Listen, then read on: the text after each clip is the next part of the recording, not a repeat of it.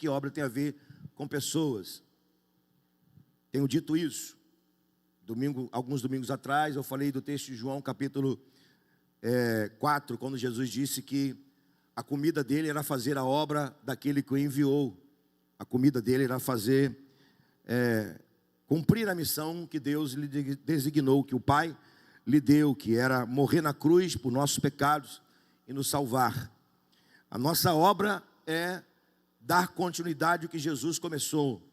A nossa obra é fazer com que o Evangelho seja propagado e pessoas sejam alcançadas, transformadas e discipuladas, para que elas se pareçam com Cristo, assim como nós parecemos com Ele. Obra é fazer com que Jesus seja manifestado nas pessoas.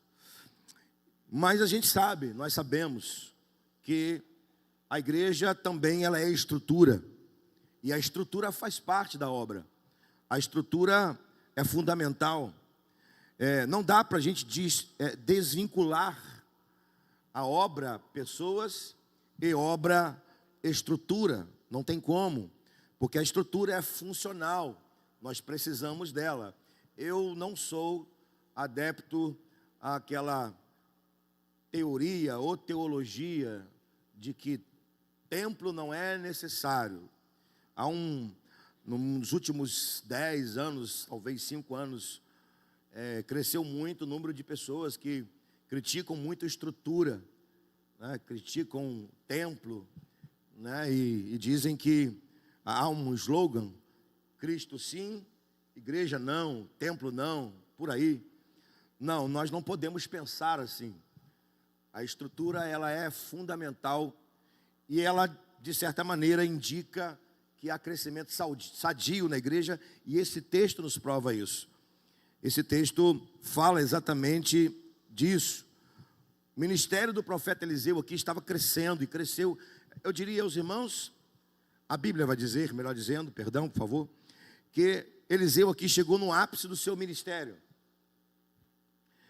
Nesse tempo, o profeta Eliseu já tinha, como profeta, ganhado grandes proporções. Ele já tinha profetizado a vitória sobre o rei Jorão, já tinha vencido os moabitas, já tinha multiplicado o azeite da viúva, já tinha profetizado um filho para Sunamita, e depois ele ressuscitou. Então já tinha curado, já tinha conduzido a cura de Naamã. Então seu ministério chegou num ápice. E tem uma coisa que aqui está no texto, ou no seu contexto, que às vezes nós não damos a devida atenção, mas diante dos milagres que Eliseu fez, dos feitos que Eliseu fez, Eliseu tinha uma responsabilidade muito grande, que era ser diretor de um seminário.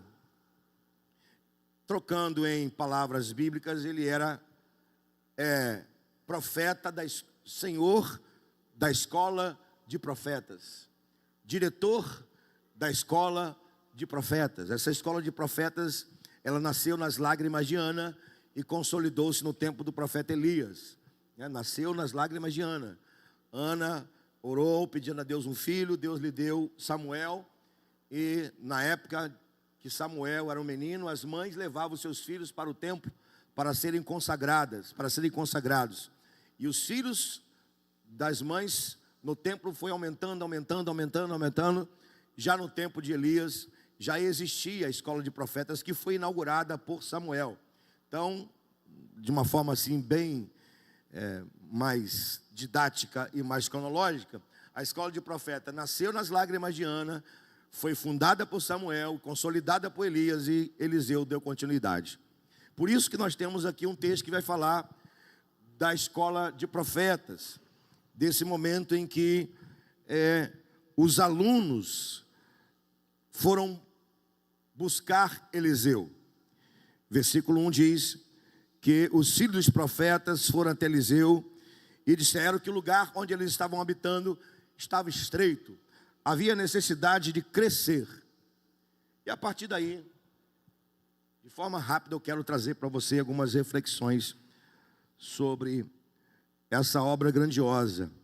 Na verdade, alguns segredos que estão aqui contidos nesse texto lindo, que eu quero dividir com você nesta manhã. O primeiro deles é que nós temos que saber que por trás da obra grandiosa está às mãos de Deus. Por trás de uma obra grandiosa está às mãos do dono da obra. Então o lugar ficou estreito e os discípulos foram procurar Eliseu. E aqui, meus irmãos, nesse versículo 1, há dois princípios interessantes que nos levam a crer que Deus era o dono dessa obra. O primeiro princípio é o princípio da submissão. O segundo princípio é o princípio da autoridade. Eis que o lugar em que habitamos, diante da tua face nos é estreito. Nesse versículo se encontram esses dois princípios. A submissão. Os alunos se submeteram a Eliseu. E os alunos estavam debaixo da autoridade de Eliseu. Então esses dois princípios que são praticados pela igreja, que são vividos pela igreja, eles nos apontam que Deus estava aqui, presente na obra. Porque se os alunos ou os discípulos não fossem buscar Eliseu dessa forma, nós poderíamos dizer que Deus não estava nessa obra. Mas Deus estava nessa obra. E posso afirmar para os irmãos que quando Deus é o dono da obra e as mãos dele estão sobre a obra, quem participa da obra sempre vai viver os princípios da submissão e da autoridade. Amém, amados? Então, veja bem, Jesus viveu isso. Por isso que a obra aqui crescia. Eles tiveram, entre aspas, um problema.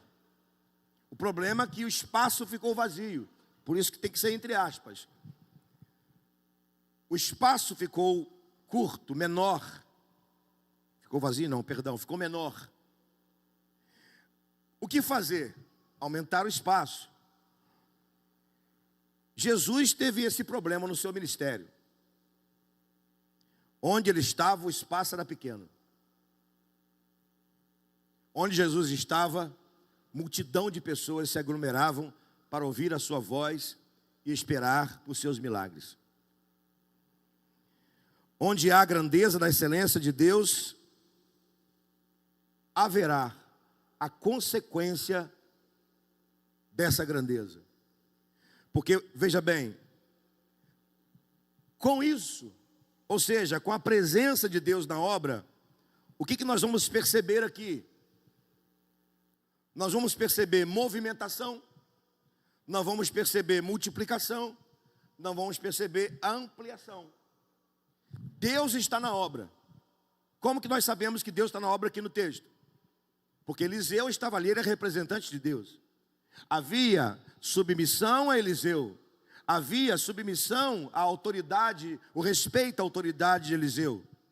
Então, se há submissão a Eliseu, respeito à autoridade a Eliseu, significa dizer que todos, inclusive Eliseu, estava debaixo da autoridade da submissão a Deus. Amém? Então Deus estava presente na obra. Se Deus estava presente na obra, houve movimentação, multiplicação e ampliação. É isso que nós queremos para a obra do Senhor aqui. Nós queremos que as mãos de Deus estejam sobre nós, fazendo a obra em nosso meio. Nós queremos pessoas, discípulos, submissos a Deus e debaixo da autoridade de Deus, para que o próprio Deus possa gerar entre nós movimentação do Espírito, multiplicação e ampliação de tudo, inclusive da parte física. Amém? Segundo segredo que eu quero dividir com os irmãos, que está aqui nesse texto. O segundo segredo dessa obra grandiosa aqui é que eles souberam priorizar o valor de descer antes de fazer a obra. Eles valorizaram eles deram valor ao princípio de descer antes de fazer a obra. O versículo 2 a 4 nos informam que eles foram até o Jordão para cortar madeira. Há algo natural aqui que se aplica à questão espiritual. Descer ao Jordão foi geográfico, evidentemente. Mas o nome Jordão significa aquele que desce. O nome Jordão significa aquele que desce. Então, primeiro eles desceram. Depois eles cortaram madeira. Primeiro desceram, depois trabalharam. Primeiro desceram, depois trabalharam. Primeiro desceram, depois fizeram a obra. O que te parece isso?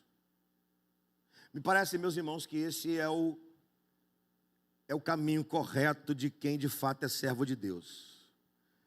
Primeiro, nós descemos, nos humilhamos, depois realizamos a obra. Não dá para inverter. Aqui está o maior segredo do crescimento de uma obra. Quer seja na nossa vida pessoal, ministerial e nas nossas áreas outras da nossa vida. Descer primeiro, para depois fazer. Na hora de fazer a obra, cada um tinha uma tarefa. Olha que coisa linda isso aqui, gente. O texto diz que eles chamaram Eliseu. E o versículo 2 nos informa que Eliseu disse: ide. Olha para o texto, por favor. No versículo 2, Eliseu está dizendo: ide. Ou seja, Eliseu está apontando o caminho para que eles pudessem ir à frente, para o Jordão, descer. Mas no versículo 3, o texto nos informa que os discípulos pediram para Eliseu ir junto. E qual foi a resposta de Eliseu? Eu irei. Então preste atenção numa coisa. No que diz respeito à obra de Deus, cada um tem a sua tarefa, a sua função. Mas no que diz respeito ao princípio de descer, todos nós fazemos juntos. Ninguém é maior do que ninguém. Pastor não é maior do que o rebanho. O rebanho não é maior do que o pastor. O líder não é maior do que o liderado. No que diz respeito a descer na presença de Deus, todos nós somos iguais. No que diz respeito à humildade, todos nós somos iguais. A Bíblia diz: humilhai-vos, pois, debaixo da potente mão de Deus, porque a seu tempo Ele vos exaltará. Só depois disso que eles começaram a cortar a madeira para ampliar a escola de profeta. Priorize isso na sua vida e Deus vai usar você na obra. Priorize descer até a presença de Deus e Deus vai usar você na sua obra. Lembre-se que Jesus, antes de fazer a obra, desceu da glória e se fez carne entre nós. Antes de fazer a obra, desceu ao Jordão para ser batizado. Amém? Vou falar de novo para fechar esse ponto aqui. Jesus, nosso exemplo maior, antes de fazer qualquer milagre, antes de ensinar qualquer coisa, ele desceu da glória e se fez carne. Antes de fazer qualquer milagre, antes de pregar qualquer palavra, antes de dar qualquer ensinamento, antes de escolher os seus discípulos, ele desceu até o Jordão para ser batizado. E ele não precisava para descer até o Jordão, porque ele não tinha pecado, mas mesmo assim ele desceu. Se ele desceu, nós também precisamos descer. Amém? Terceiro segredo, vou correr. Terceiro segredo numa obra grandiosa é saber reconhecer que a ferramenta é emprestada.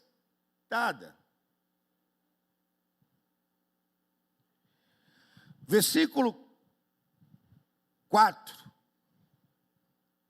diz que quando eles começaram a cortar as madeiras para ampliar o espaço físico da escola de profetas, o machado caiu nas águas barrentas do Rio Jordão. Não eram águas cristalinas, né, de uma cachoeira. Eram águas barrentas do Jordão. É só você lembrar de Naamã, que disse: eu não vou mergulhar nessas águas barrentas do Rio Jordão, porque na minha terra os rios são mais claros, são claros, aqui não vou fazer isso. Então as águas do Jordão eram barrentas. O machado caiu nas águas barrentas do Jordão, e nesse tempo era tempo da cega. O que é tempo da cega? Tempo da cega é tempo da cheia. Então o machado caiu nas águas do Rio Jordão, barrentas e profundas. Diz o versículo 5, que o discípulo que estava cortando a madeira ficou desesperado. E por que ele ficou desesperado? Porque Deuteronômio, capítulo 19, versículo 4 a 5, tem uma lei de Moisés.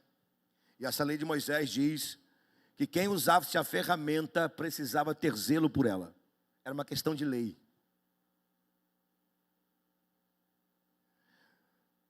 Não poderia o ferro soltar, que nós chamamos de cabo, né? Cabo. Isso é lei de Moisés. E esse discípulo sabia e conhecia a lei. Por isso ele ficou desesperado. E outra razão dele ficar desesperado é porque a ferramenta não era dele, era emprestada.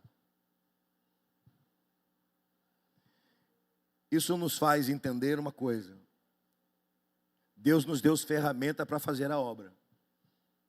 Quantos aqui creem que Deus dá ferramenta para fazer a obra? Levanta a mão. Amém. Eu não preciso perguntar se Deus te deu ferramenta, porque eu sei que Deus te deu.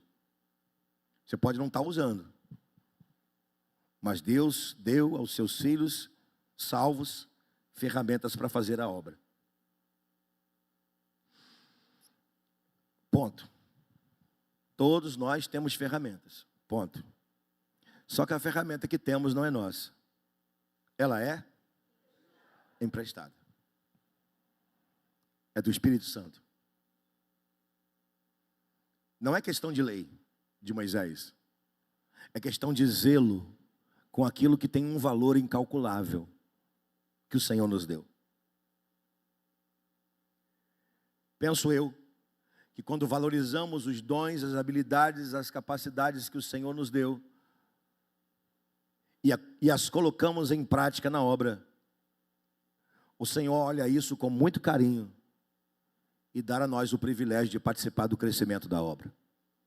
Meu desejo é que você tenha cada vez mais zelo pela ferramenta que Deus te deu. E meu desejo é que Deus te use poderosamente com as ferramentas que Ele te deu. Amém, meu amado? Amém. Glória a Deus. Para a gente terminar e trancar a porta com cadeado, para os membros da igreja não forem embora, para a gente realizar a assembleia. Estou brincando, não precisa fazer isso não. O último segredo de uma obra grandiosa é confiar na visão e no poder de Deus, mesmo diante dos desafios. Esse é o segredo. Confiar na visão e no poder de Deus, mesmo diante de desafios. Eliseu não viu, e nem o discípulo também não viu, onde caiu o machado, por causa das águas barrentas e profundas do Rio Jordão. Eliseu não viu o machado, mas viu a obra e viu o término dela.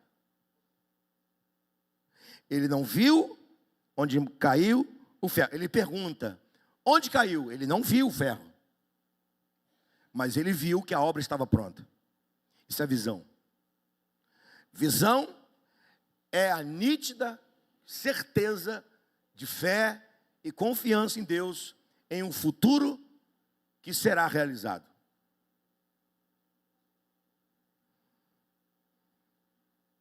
Eliseu sabia que aquela obra seria concluída.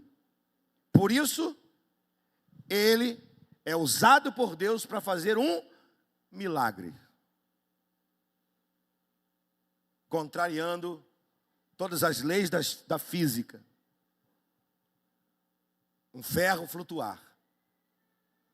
E o discípulo pegar em suas mãos o ferro e colocar de volta no cabo para que a obra pudesse continuar.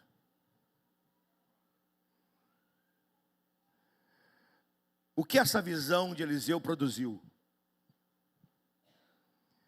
Produziu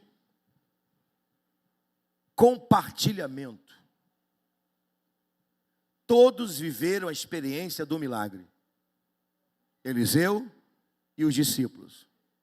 Que Deus possa nos dar essa oportunidade de todos nós compartilharmos juntos dos milagres que Deus irá fazer. Amém? Também produziu motivação.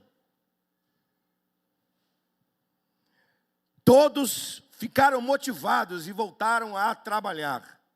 Que Deus nos motive e que essa motivação possa chegar ao nosso coração pelo nosso entendimento de que Deus nos dará a certeza de que a obra dele, que ele vai fazer em pessoas, e seja ela também em estrutura, será grandiosa.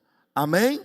Se motive, meu irmão, porque Deus está na frente da obra da sua vida, quer seja na sua vida pessoal, na sua família, quer seja aqui no seu ministério. Fique motivado, coloque a sua motivação para cima, porque Deus vai abençoar e usar a sua vida. Amém? Também produziu individualidade, não individualismo, individualidade. Cada um voltou a fazer a sua função.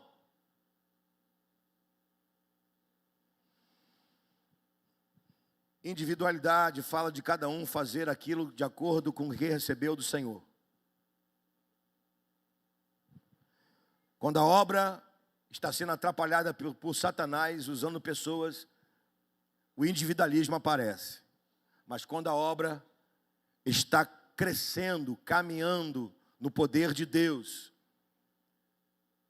e no trabalho dos discípulos de Jesus, a individualidade aparece. E a coletividade cresce. Amém? Que Deus te use na sua individualidade, para que o corpo do Senhor todo aqui seja abençoado. Amém? Produziu sucesso, resultado. O texto diz que eles voltaram a fazer a obra. Eles lançaram mão. O discípulo lançou mão daquele machado e voltou a trabalhar. Ou seja, a obra continuou, consequentemente o seu término, resultado.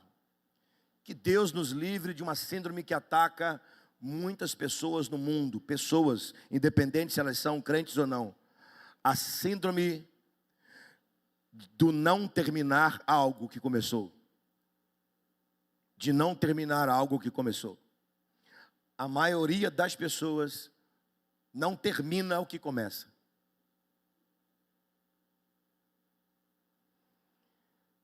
Isso também diz respeito às pessoas da igreja. Começamos uma coisa e não concluímos. Que o Senhor nos livre dessa síndrome. Que toda obra na sua vida possa começar, possa crescer e possa terminar para a glória de Deus. Amém, meus amados irmãos? E eu quero terminar essa palavra dizendo a você que a obra do Senhor, na obra do Senhor, quando ela é de fato uma obra grandiosa, há zelo, há preocupação, há envolvimento. Olhando todo aqui, olhando esse texto todo aqui, é o que a gente vê. Todos são zelosos. Não é apenas o diretor da escola que é zeloso. Não é apenas os alunos que são, não são apenas os alunos que são zelosos. Todos são zelosos. Todos nós somos mordomos de Cristo. A obra não é nossa. Portanto, tudo que vier às mãos para você fazer, faça conforme as suas forças, porque para a sepultura onde nós vamos, não há nem ciência, nem obra alguma. Vou repetir. Tudo que vier às mãos para eu fazer, para você fazer, para nós realizarmos, façamos, porque para a sepultura, para onde vamos, não há ciência, não há obra alguma. Pessoalmente, eu tenho dito a mim mesmo e para Deus, que eu não quero levar para o cemitério o propósito que Deus me deu, porque propósito não é para ser levar para o cemitério.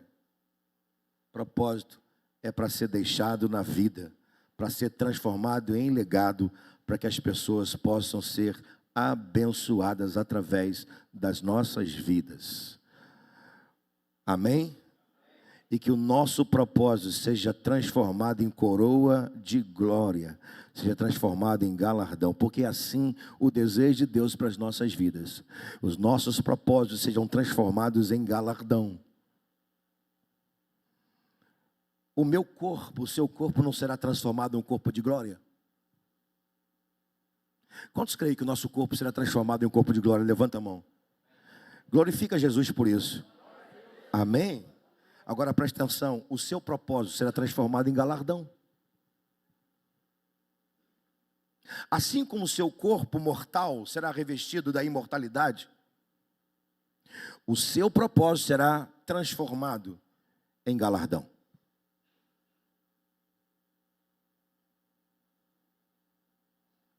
Então, irmão, por favor, se envolva com a obra. Se envolva com a obra. Zele por ela. Porque enquanto você está zelando e se envolvendo, trabalhando na obra, Deus está lá em cima, preparando o seu galardão. E eu não quero chegar diante do tribunal de Cristo e perceber que o meu propósito não ficou aqui na terra em forma de obra na vida das pessoas. E eu não estou falando como pastor, estou falando como crente, como discípulo de Jesus. Que Deus nos abençoe. Diga bem forte comigo: a obra de Deus é grandiosa e eu vou participar dessa grandeza de Deus. Amém, amados? Que o Senhor nos abençoe. Amém? Glória a Deus. Vamos orar. Os irmãos que não são membros da igreja, fiquem à vontade se não quiserem participar. É para apenas a membresia da igreja. Meus irmãos, fiquem tranquilos, porque a nossa assembleia será rápida. Vai depender de você, tá bom? Vai depender dos irmãos. Dependendo de mim aqui, vai ser rápida. Mas nós vamos orar primeiro, irmãos. Vamos falar com o nosso Deus primeiro? Vamos ficar em pé e vamos orar. Vamos agradecer ao Senhor por participarmos da obra dele? Vamos agradecer ao Senhor? Nós não vamos pedir, nós vamos agradecer.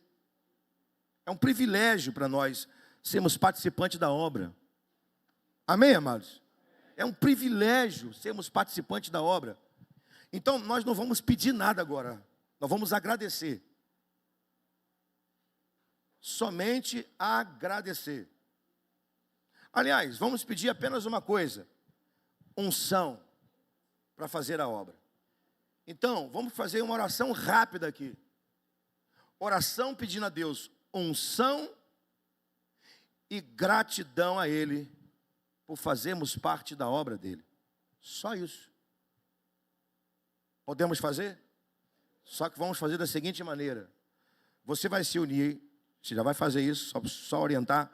Você vai se unir a um irmão e a uma irmã, irmão com irmão, irmã com irmã. E você vai dizer assim: Senhor, obrigado pela vida do meu irmão. Fala o nome dele e o nome dela, porque ele faz parte da obra comigo. Tá bom?